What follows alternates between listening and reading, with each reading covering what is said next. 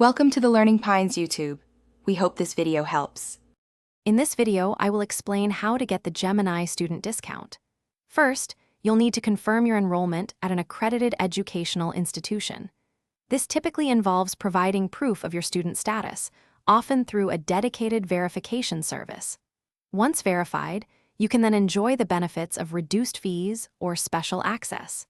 It's a straightforward process designed to support students in their financial journey. To qualify, you must be a current student at an accredited college or university. This usually means you're pursuing a degree and can provide official documentation. You'll likely need a valid student ID or an active academic email address for verification. The process is designed to be secure, ensuring only eligible students receive the discount. Make sure your academic details are up to date. Once you've confirmed your eligibility, navigate to the student discount page on the Gemini platform.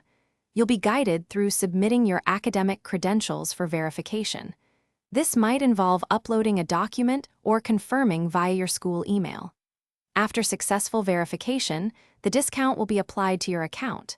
It's a quick process to unlock your savings.